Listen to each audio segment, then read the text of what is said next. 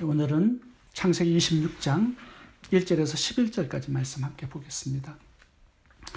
오늘 본문의 내용은 창세기 20장에 나오는 내용과 똑같습니다. 이삭의 아버지 아브라함이 가나안 땅에 흉년이 들자 그랄 땅으로 내려가죠.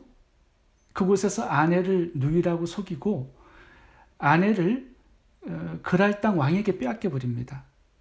근데 오늘 본문도 이삭이 똑같이 아내를 누이라고 속이고 왕에게 아내를 빼앗겨 버립니다.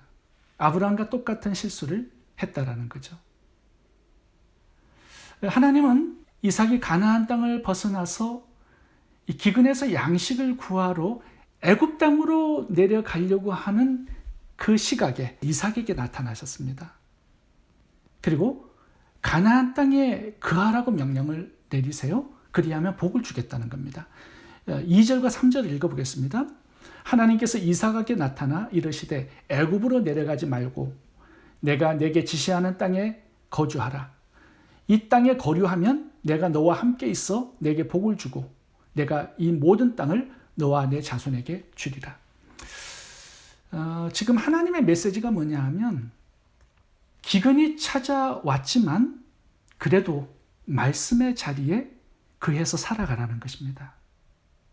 하나님의 말씀에 순종해서 살라는 거예요. 기근에 고난에 흔들리지 말고 그럴 때 하나님께서 복을 주시겠다고 말씀하죠. 말씀의 자리에서. 이삭은 이 가나안 땅에 거하라는 것이 하나님의 명령인 줄 알고 있었습니다. 그것이 아브라함에게 주셨던 명령이고 아브라함은 하나님의 모든 말씀을 이삭에게 가르쳐 주었어요. 믿음을 물려주고 죽은 겁니다. 이삭이 이 가나안 땅에 거하는 것이 이삭의 사명인 줄 알았습니다. 근데 기근이 오니까 흔들리게 된 거죠, 믿음이. 흉년을 만나자 말씀을 벗어납니다. 애굽 땅으로 내려가려고 했던 거죠. 보통 말씀 안에 거하고 순종하면 복을 받아야 되고 모든 것이 형통하게 풀리는 것을 기대하는데 말씀에 순종해도 고난을 만날 수 있다는 겁니다. 그럴 때 우리가 잘못 판단하고 결정하고 행동하면 안 된다는 거죠. 말씀을 순종해도 고난을 만날 때 다시 한번 순종해야 되고 지속적으로 말씀 안에 거해서 순종의 삶을 그때도 살아가야 한다는 겁니다. 그것이 오늘 본문에서 하나님께서 이삭에게 주신 메시지고 또 우리들에게 주고자 하는 메시지입니다. 보통 사람들은 순종하다가 당하는 고난과 시험, 환난을 저주라고 생각을 합니다. 그래서 그 저주를 내가 없애야 된다고 생각을 하죠. 그래서 자신의 방법으로 그 고난과 역경을 해결해 보려고 길을 찾습니다. 근데 그렇게 하지 말라는 거죠. 순종해도 고난을 만날 때 계속 말씀의 자리에서 순종의 삶을 살아가라는 겁니다. 그럴 때 고난과 위기, 역경과 시험, 환난은 모든 것을 합력하여 선을 이루는 도구가 되고요. 우리의 미래를 복되게 빚어가는 하나님의 축복의 도구가 될 것입니다. 요셉을 보면 형들에게 인신매매를 당해서 애굽의 노예로 10년을 살았습니다.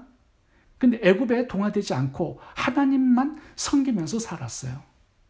그렇게 살아가면 복을 받아야 되잖아요. 근데 보디발의 아내가 유혹을 해서 감옥에 들어가게 되었습니다. 하나님을 섬기고 순종한 결과가 고난과 역경이에요. 감옥이었습니다. 근데 요셉이 잘한 것이 뭐냐 하면 고난이 왔지만 계속 말씀의 자리에서 순종하며 살아갑니다. 하나님을 믿으며 하나님을 섬기며 살아가요. 요셉이 고난이 왔지만 말씀의 자리에서 순종하며 살아갔을 때 이 감옥이라는 자리는요, 요셉을 애굽의 국무총리가 되게 한 축복의 도구가 된 것입니다. 하나님은 우리가 당하는 고난을 그렇게 쓰시기를 원하세요. 다니엘의 세 친구도 보면 하나님만 섬기라는 10계명의 제1계명에 순종해서 살아갔습니다.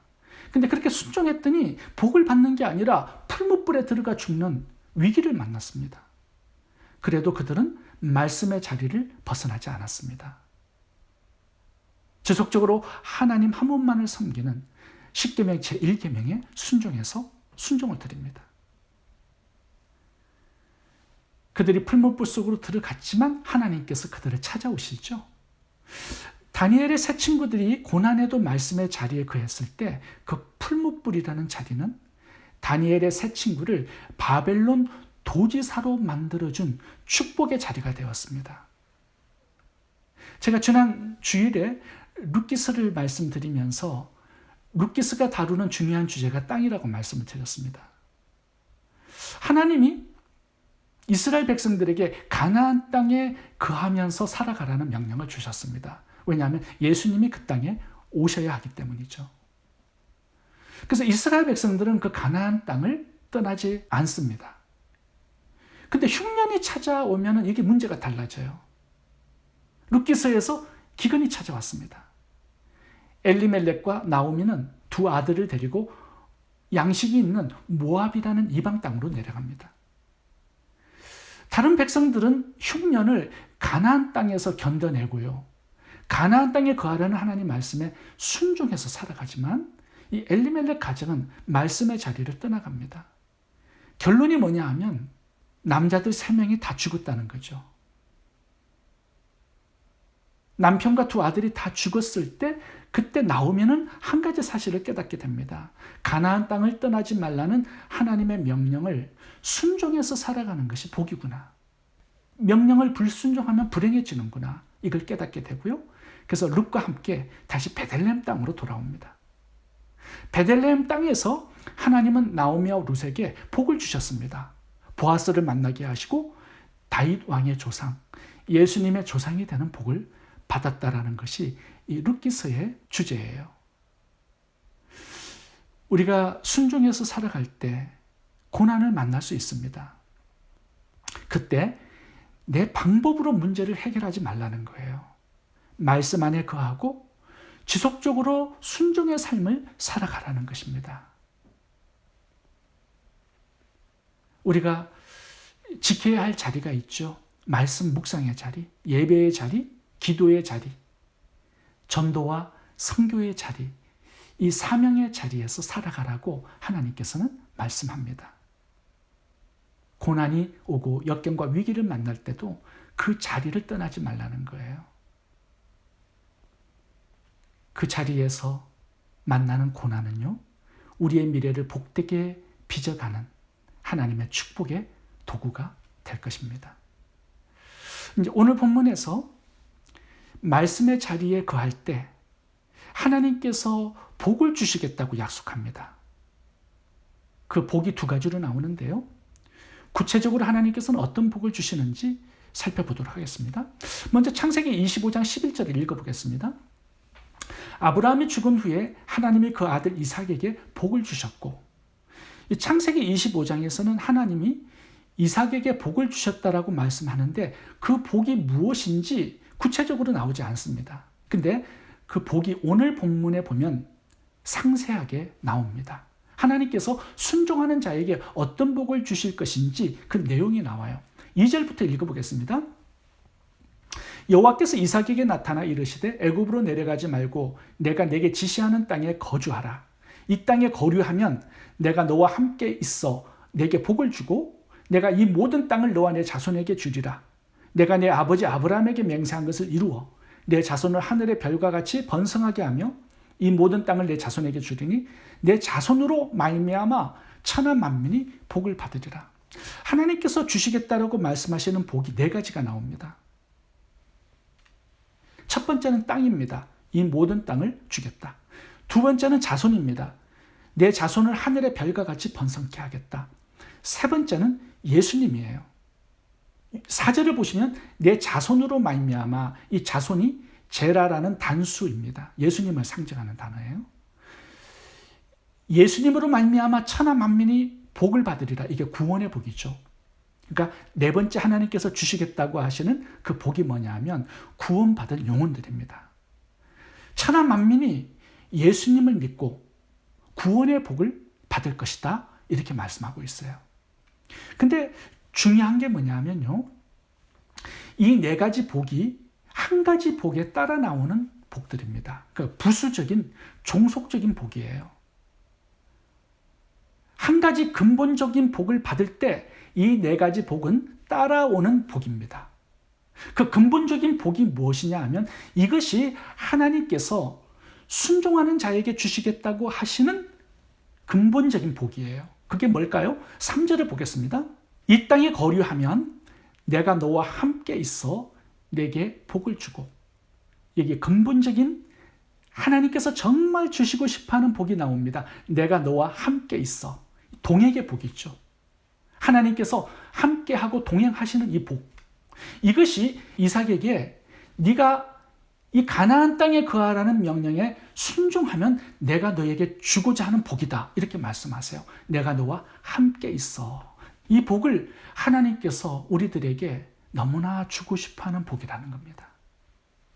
그래서 하나님의 말씀의 자리에서 살아가고 어떤 역경과 환난과 시험이 오더라도 그 자리에서 순종하며 살아가라, 이렇게 말씀하는 것입니다. 하나님을 우리가 소유하게 되면요, 모든 것을 다 가지게 되는 거죠. 인간의 최상의 복은요, 단 한 가지밖에 없습니다. 하나님과 함께 거하는 것, 동행의 복입니다. 우리가 말씀 안에 거하고 순종하며 살아갈 때 하나님께서는 자기 자신을 우리들에게 복으로 주시겠다라고 말씀하는 겁니다. 그렇게 되면요, 다른 이 세상의 모든 부수적인 복들은 그냥 덤으로 따라오는 복이 되는 것이죠. 그렇다면 우리들이 순종해야 될 말씀은 뭘까요? 제가 계속 반복해서 말씀드리지만 구약은 예수님의 초림에 쓰임받는 사람들의 이야기입니다.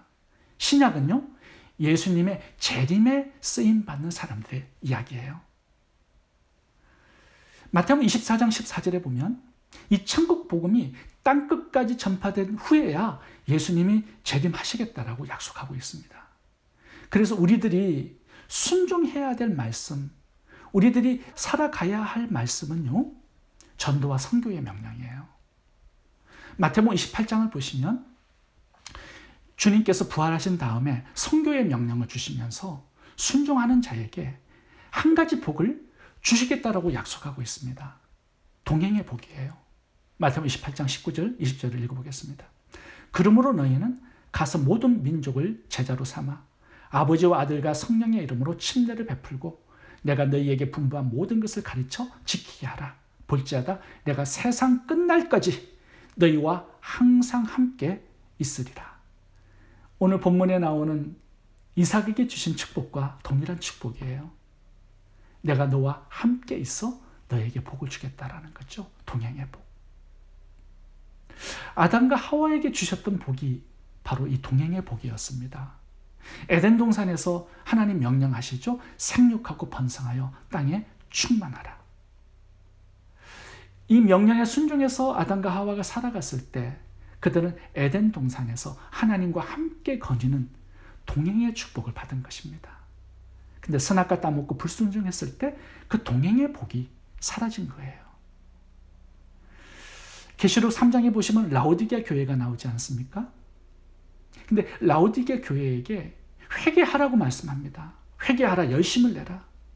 그리고 하나님 맡겨주신 이 선교적인 명령에 순종하면 하나님께서 다시 회복시켜 주시겠다고 하신 그 축복이 뭐냐 하면 하나님과의 동행의 축복입니다. 계시록 3장 20절 읽어보겠습니다. 볼지어다 내가 문 밖에 서서 두드리노니 누구든지 내 음성을 듣고 문을 열면 내가 그에게로 들어가 그와 더불어 먹고 그는 나와 더불어 먹으리라. 이 식탁의 교제, 친밀한 교제, 하나님과 함께하는 이 동행의 축복을, 선교적 사명을 다시 회복하는 자에게 축복으로 주시겠다라고 약속합니다. 두 번째로 하나님께서 순종하는 자에게 주시겠다고 하신 축복은요, 은혜입니다. 은혜, 그레이스. 이삭은 가나안 땅에 거하면서 살아갔을 때 기근이 찾아왔습니다. 먹을 양식이 떨어졌어요. 그래서 그 양식을 구하기 위해서 이제 애굽으로 내려가려고 했던 것입니다. 애굽으로 내려가는 그 길이 이제 블레셋 땅이 있는 그랄 땅입니다. 여기까지 왔어요. 이제 조금 있으면 이 경계선을 넘어서 애굽으로 가는 도중이었습니다. 그때 하나님께서 나타나신 거예요. 이삭아, 애굽으로 내려가지 말라. 너는 가나안 땅에 거하라. 이 땅에 거할 때 내가 너에게 복을 주겠다. 이렇게 말씀하신 것입니다. 이삭이 하나님의 음성을 듣고 애굽으로 내려가던 그 발길을 멈춥니다. 그때 하나님께서 주신 은혜가 있습니다. 이삭이 두려워해서 아내를 누이라고 속이지요. 그래서 아내를 그랄 왕에게 빼앗기는 위기를 만납니다. 근데 하나님께서 개입하셔요. 다시 아내를 되찾아 주시는 이 은혜를 이삭에게 주신 것입니다. 이삭이 가나안 땅을 벗어나서 불순종했을 때 그는 위기를 만나게 되죠. 그런데 하나님께서 순종하라고 명령을 주셨을 때, 다시 순종했을 때 하나님은 그에게 다시 은혜를 주셨어요. 이삭과 동행해 주셔서 이삭이 만났던 위기를 해결해 주십니다.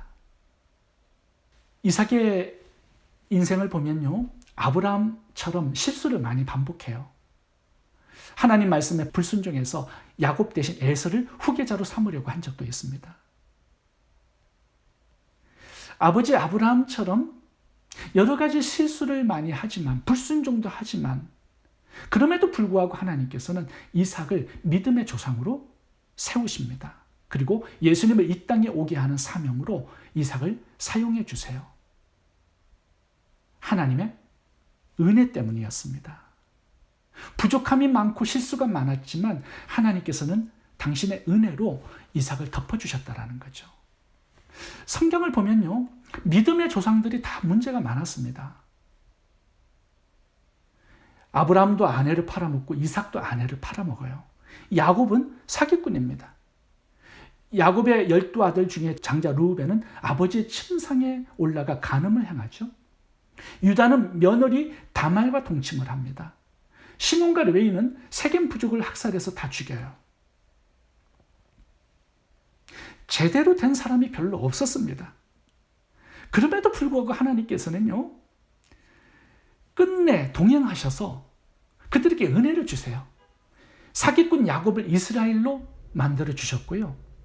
야곱의 12아들은 전부 다 12지파의 조상이 되게 하셨습니다.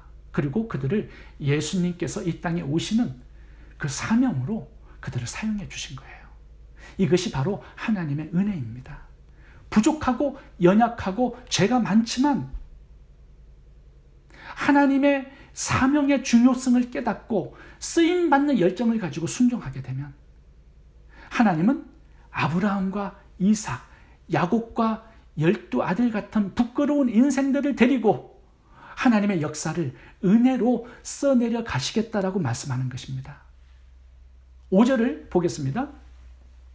이는 아브라함이 내 말을 순종하고 내 명령과 내 계명과 내 율례와 내 법도를 지켰음이라 하시니라. 아브라함이 5절의 말씀대로 정말로 하나님의 말씀에 100% 순종을 드린 사람일까요? 아니죠. 아브라함은 계속 반복해서 하나님의 말씀을 의심했고 불신했고 불순종하면서 살아갔습니다. 애굽으로 내려가서 아내를 팔아먹은 적도 있고요. 하갈을 취해서 이스마엘을 낳고 그들을 집안에서 쫓아내버렸습니다. 그럼에도 불구하고 하나님은요, 아브라함을 소개할 때 내 말을 순종하고 내 명령과 내 계명과 내 율례와 내 법도를 지켰다, 이렇게 말씀하고 있습니다. 완벽한 순종의 사람으로 소개하고 있어요. 놀랍지 않습니까? 사실 아브라함은 약속을 믿음으로 하나님께서 의롭게 여겨주셨지, 하나님의 말씀을 온전히 순종해서 의로운 사람이 된 것은 아닙니다. 하나님은 아브라함이 부족함에도 연약함에도 불순종함에도 그와 동행해서 그에게 은혜를 주셨고 그를 다듬어 믿음의 조상으로 세워서 사용해 주신 겁니다. 아브라함이 부족함이 참 많았지만 예수님을 믿은 것, 예수님의 조상이 되어서 구속사에 쓰임받은 그 한 가지를 하나님께서는 기억하시고 다른 모든 부족한 것을 하나님의 은혜로 다 덮어주신 것입니다. 이 은혜가 또한 이삭에게도 흘러가고 있고요. 야곱, 12아들에게도 흘러가서 그들을 예수님의 조상으로 복되게 사용해 주셨다라는 겁니다. 이 하나님의 은혜가 또한 예수님의 재림을 준비하는 복음을 땅끝까지 전파하는 우리들에게도 흘러가고 있는 은혜입니다. 아브라함과 이삭, 야곱을 다듬어서 열방을 축복하는 복의 조상으로 세우시고 사용해 주신 것처럼 우리들도 하나님께서 그런 은혜를 동일하게 베풀어 주실 것입니다. 이것이 예수님을 믿고요, 예수님을 증거하는 사명에 순종하는 자들에게 주시는 하나님의 은혜입니다. 여러분, 고난이 와도 말씀의 자리를 떠나지 말고 순종하며 살아갈 수 있기를 바랍니다. 순종하는 자들에게 주시는 하나님의 축복은 동행과 은혜입니다. 이 두 가지가 예수님의 초림에 쓰임받는 자들에게 주신 축복이고요, 또한 예수님의 재림에 쓰임받는 우리들에게 주시는 하나님의 축복입니다. 기도하겠습니다.